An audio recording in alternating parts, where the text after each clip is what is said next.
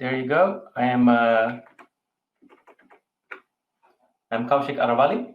I'm an Azure consultant and a DevOps engineer. I'm working for Capgemini, supporting clients building Microsoft's cloud adoption framework on Azure. I'll be sharing my knowledge on Cloud Center of Excellence, which is part of Cloud Adoption Framework's operation model. So, basic thing, what is Cloud Adoption Framework? It is nothing more than collection of documents and implementation guidelines, best practices to accelerate businesses' cloud adoption journey. So that's what Microsoft says. So today in this session, I'm going to give my insights on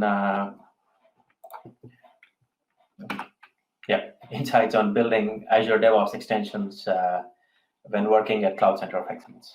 So, and we will. I'll also go through some of the patterns that I have come across while working, and what are the DevOps teams looking forward from a CCOE, and how is CCOE addressing it. So, in this presentation here, what first we will do is we will briefly look at CCOE and its functions, and then we will look at how do we build and package, and then finally publish and share the extension across organization, or you can also share it with other organizations. We will also look into it. After that code part, we will look at the patterns. As I mentioned, the frequent patterns are some perspectives on patterns on DevOps extensions that we have built and how are they used by DevOps teams. So that is what we will start with, and that's our presentation now. Let's see. So what is Cloud Center of Excellence, right? So the word Cloud Center of Excellence was coined by Stephen Orban. He mentions that any business, no matter what, how big or how small the business is, if it has an application deployed in a cloud platform, if it is public cloud, then more likely,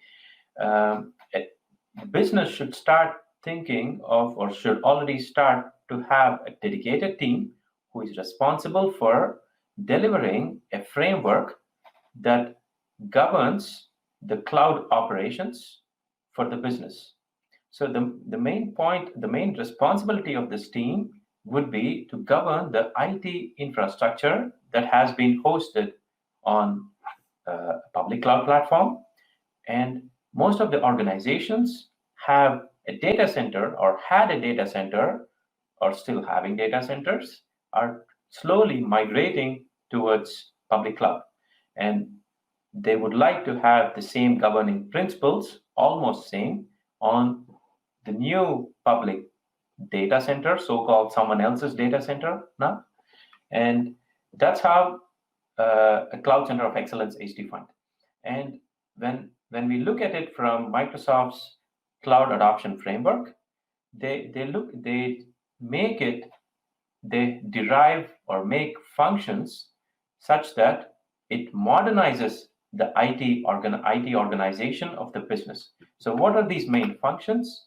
So they try to make the cloud adoption within the business, create a strategy and governance, and have a running, working platform, and everything being automated. So there are a lot of things in these functions, and a lot of functions which should be delivered by a CCOE, and not just one team, but there will be multiple teams who will be working towards delivering these functions as set of their objectives.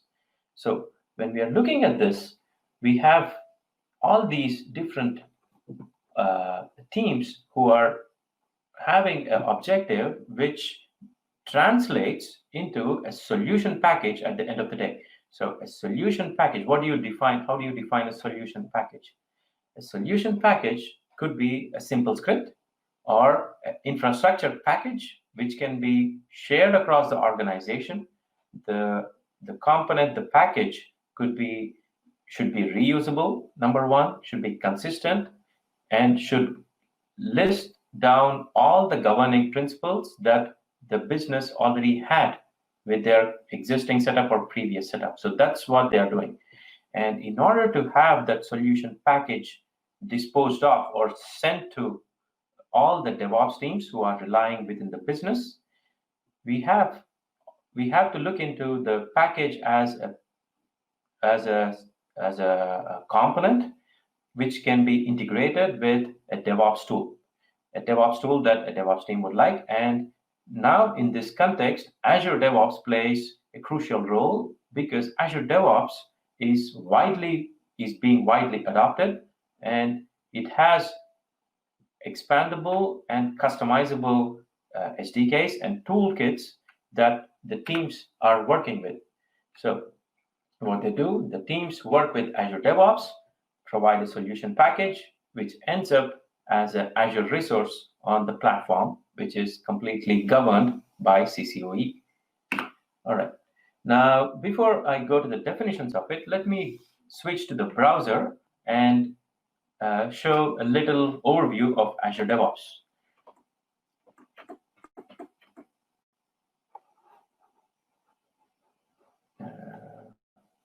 Here and here. And let me drag it over. I think it should be visible. Okay, so this is Azure DevOps now, and I am at the organization Capgemini NL Cloud FS organization. I have another organization called Red Cup, but this is the landing organization. Now I see a list of all projects to which I have access to.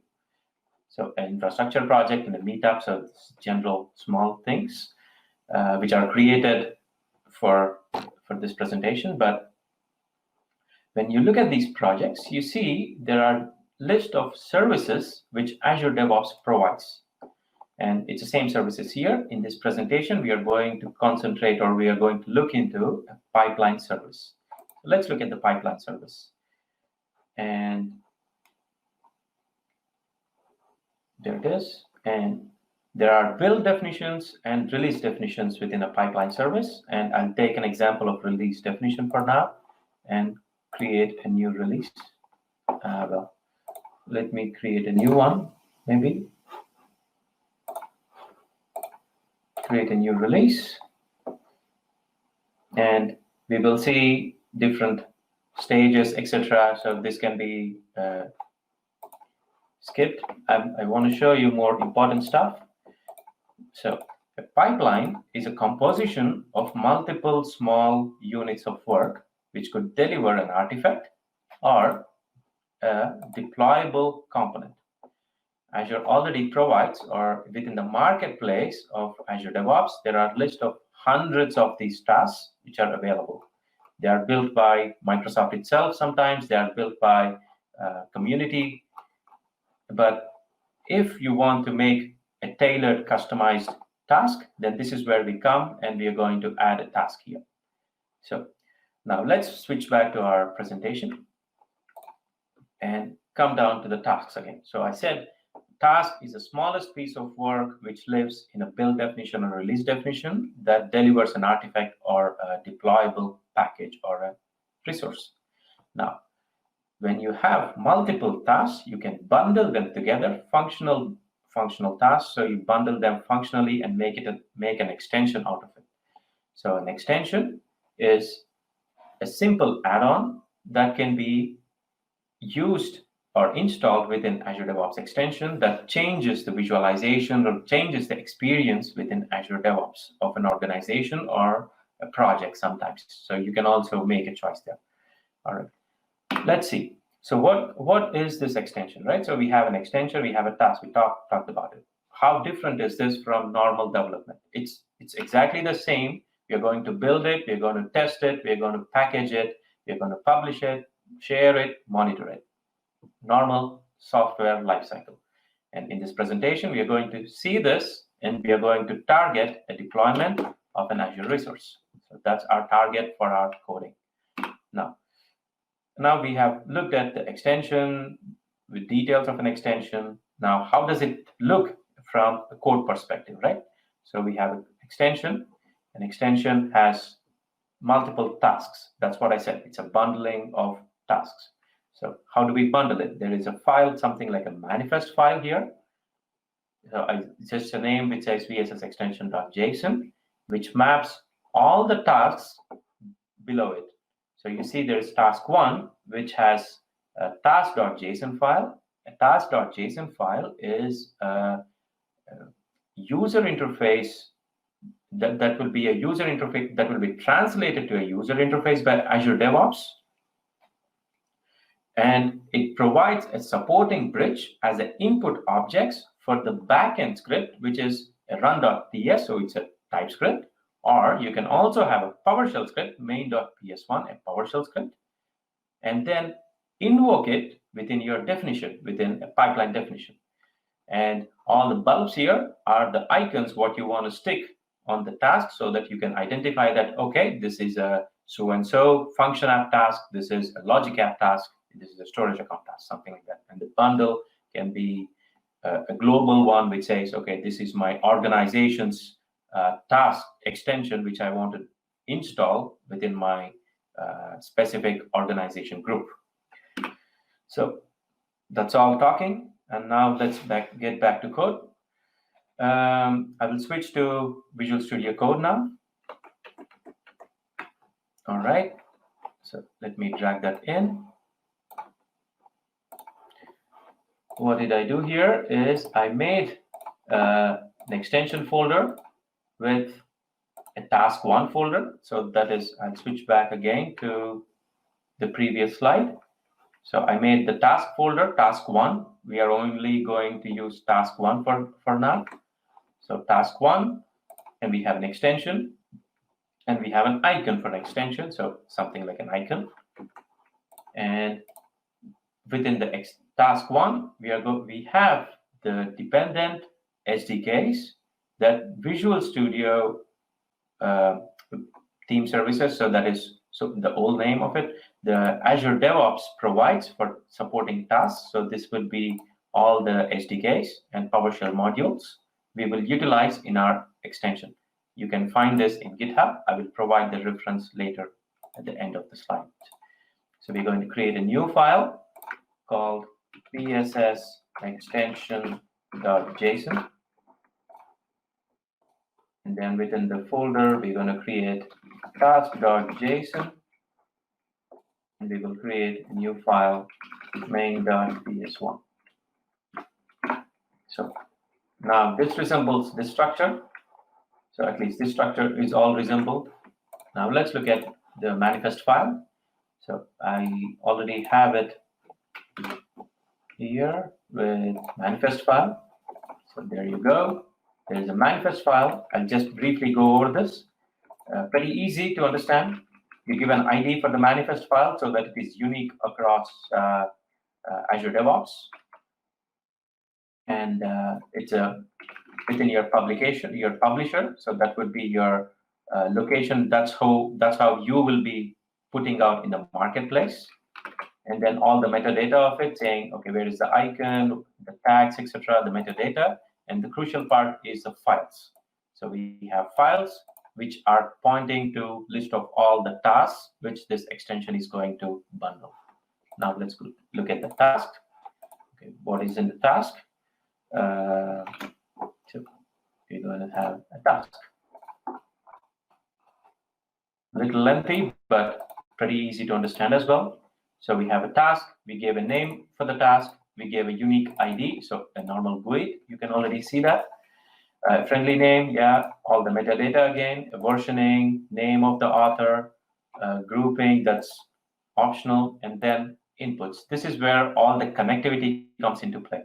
So we are going to use the connection, service connection from Azure DevOps, which is of type Azure connectivity, Azure RM connectivity. We are using service connection again, saying select a specific service connection to run the PowerShell script that we are going to invoke.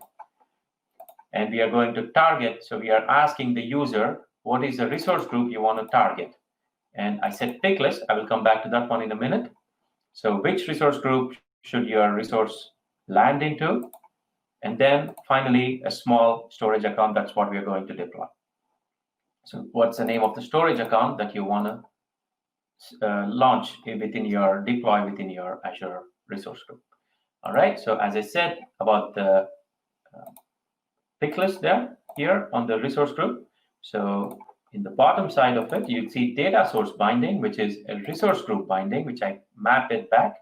And I use the connection string, service connection, where the service connection is a service principal, which has owner rights on, at this point, it's on a subscription, but it can have owner rights on one or more resource groups. That's also possible. And then you pull out all the resource groups, and then you can make it easy for the users to go through it. And then finally, we call the script where it has to launch. So now we are going to go to the script, main.ps1 file. Now again, go back, simple script, no complications here. So we just start by tracing. Yes, we are going to say, okay, Azure DevOps, start tracing when this extension, when this task is invoked. We import the modules which the agent should get into, and then we import the SDK. Remember this SDK which I copied over, all the modules. We are going to copy all the modules there. And now we get the context of Azure with the service connection that was incoming. So you use this function. This is available from the SDK. And we read the input values that we have seen in the task.json. So the same names here.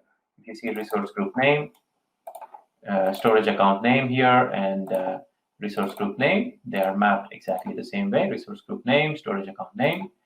And we finally say, OK, now deploy my storage account.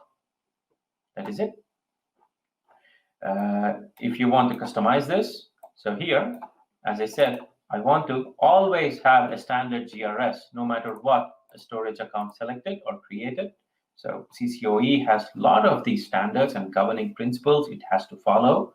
And the product team, which is one of the teams who is delivering that objective, meeting the functionality, has specialization to work along with other teams and make it possible and make it easy, simplify it for the DevOps teams, hiding the complexity within the scripts or script it holds. So now everything is there. We are ready to, we're done with building the extension. Now we are ready to package the extension. So how do we package it? We use old school TFX part. Oh, let me cancel this. Okay. Cancel. All right. Now, if we have, we use TFS extension create manifest so and so.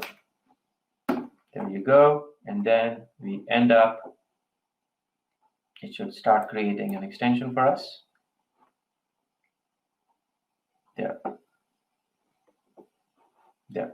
So we created an extension, a Wix file, So if you rename it to a zip file, then it is nothing but it's holding all the extension details in it. Now we go back to the portal, Azure DevOps, and go to the marketplace. So this is where, this is the marketplace Visual Studio. As I mentioned, I gave the publisher name in the extension. I created it beforehand. And I'm going to launch, or I'm going to publish my extension here, the packaged extension that I created.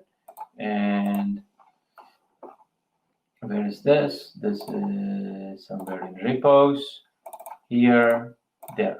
So something which I created now, and upload. So it's verifying it. It's going to say, come on. It's going to verify. So this is not yet public. So this is only shared in my marketplace. Now I'm ready to share it. I can click on the three dots, share it with the organization. So the organization which I have here is Capgemini NLFS. This was the landing organization, right? So when I started, I say organization, save it, and there. It is shared with the organization. That doesn't mean it is ready for the organization to be installed. So we go back to our Azure DevOps. When you click on organization settings, you click on the bottom of it, or project and organization. If you go back and see organization settings, and you see extension, and when you have an extension, you see shared extensions. I will refresh this page. You should see the new extension that I've shared. So fine, today I've shared it. I'm going to install it across the organizations that have access to.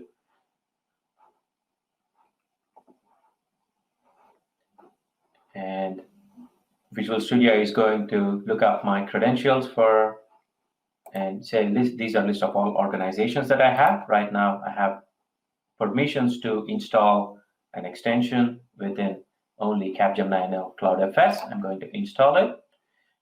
It says, okay, fine, you're all ready and set to go. That implies, remember, I started with the release pipeline here. I should be able to see the extension that I created. I refresh here and say, okay, what was it? It was called storage account. Okay, there. So I just deployed it, published it, shared it, and now I'm ready to use it as a DevOps team with a development hat. The DevOps team hat, there you go. I have that.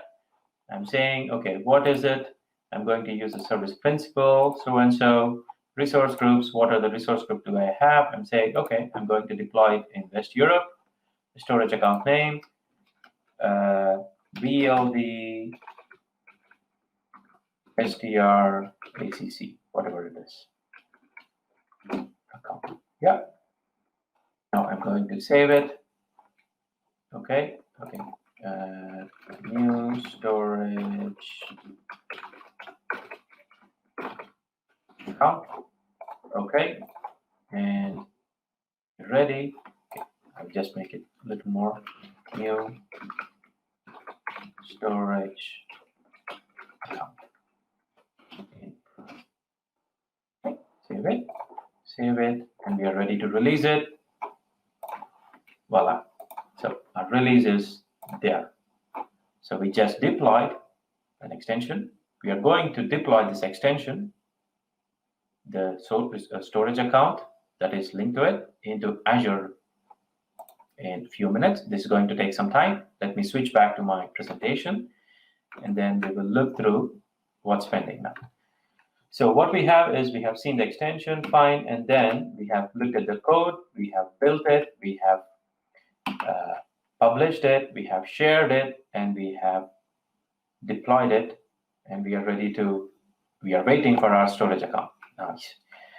So what are the patterns, what we are seeing with this Azure DevOps? So we have, as a CCOE, as CCOE grows and as Azure Resources grow, every CCOE aims to give a seamless use or an easy way to deploy secure Azure Resources for a DevOps team within an organization.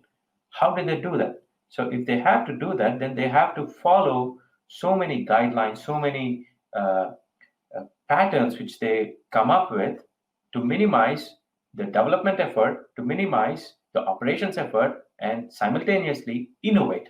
So the first thing we are going to look at is how is it we are going to improve our development effort. So we looked at the code where we had SDKs which we are copying again and again. What is a way to minimize that? So what we have seen, right? So we have looked at the task. It had SDK, which is PS modules, and as number of resources grow, the product team also keeps updating these resources. They don't want copies of these PS modules, and maybe there is a certain point of time you're seeing code duplication as well within your PowerShell or within any of the live TypeScript, and you create a package which can be reused later, and you minimize the code duplication within your repo. How do you do it? So normal development environment, again, you have Visual Studio Code with Azure DevOps, and this is a marketplace logo. And we have all the custom SDKs and VSTS SDKs or Azure SDKs.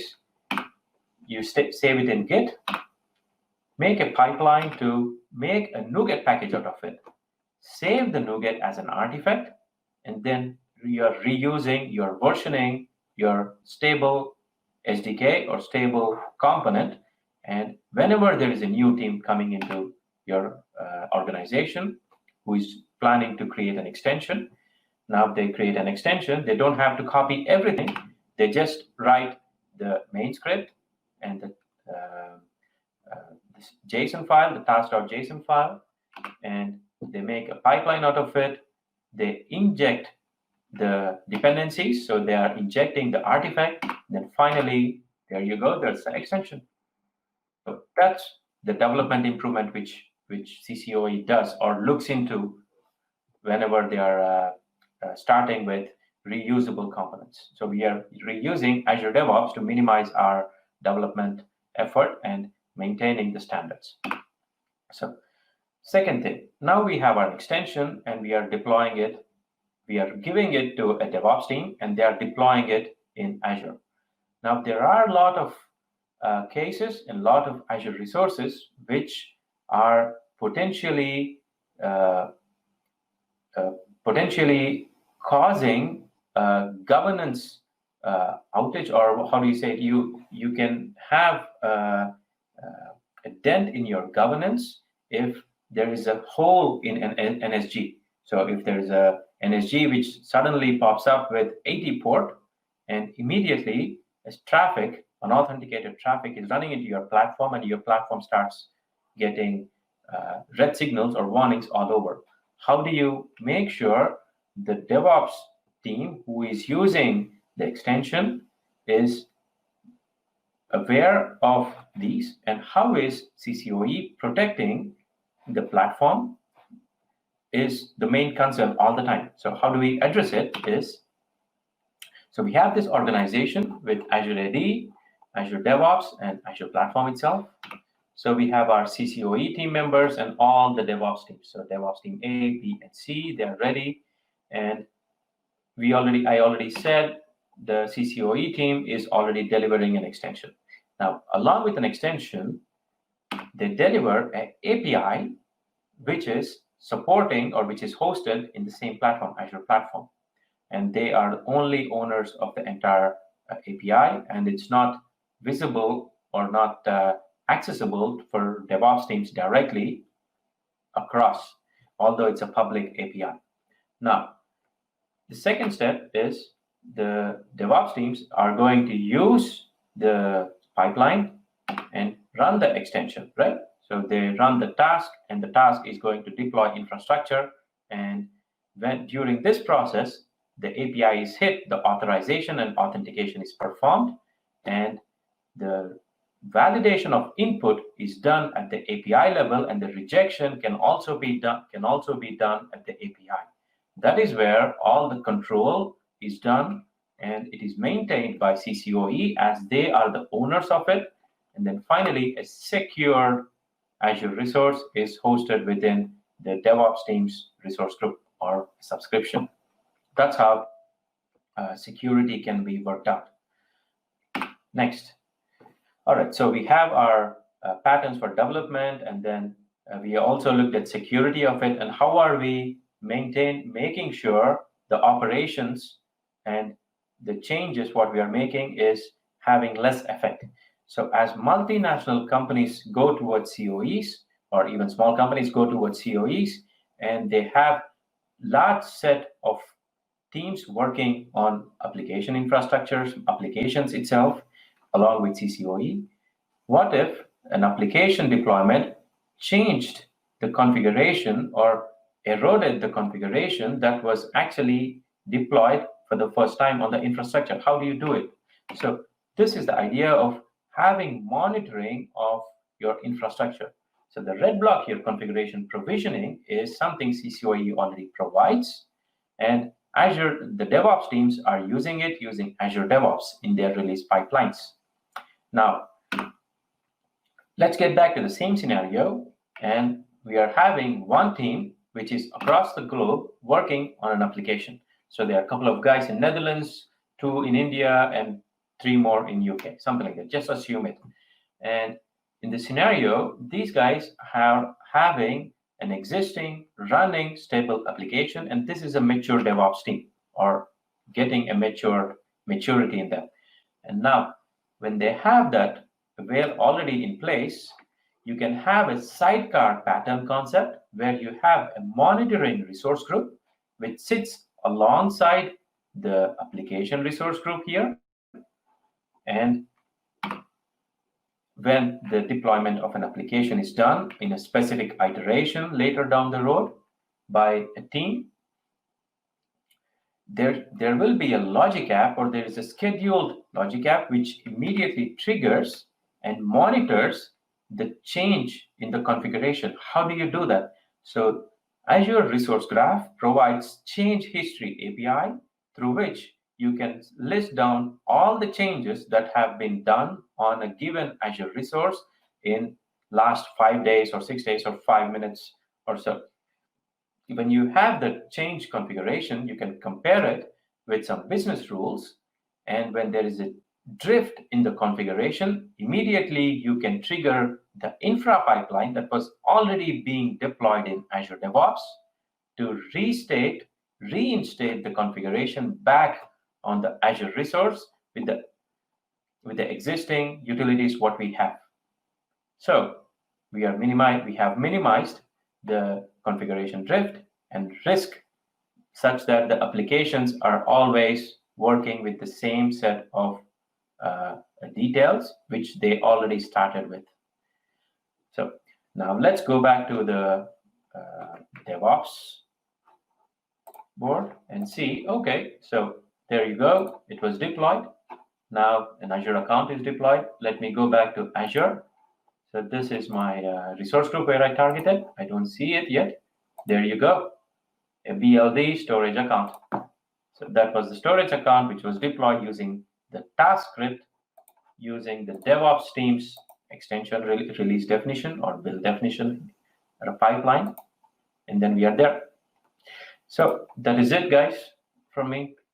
I hope you guys were able to get some knowledge, or I was able to share some knowledge. And thanks, Shaukia,